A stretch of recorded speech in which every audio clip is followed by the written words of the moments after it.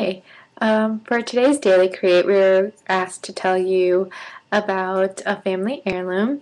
And in my family, the only heirlooms I guess we really have is just jewelry that's passed down.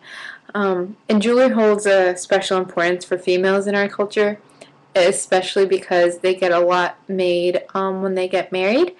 So, and I'm like it's custom made and everything. So in my family, I basically will get or have on some of my mother's jewelry that was made for her when she got married.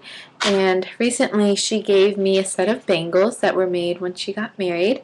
And they're a set of these. They're supposed to be 12, but apparently one of them is missing, so I only have 11.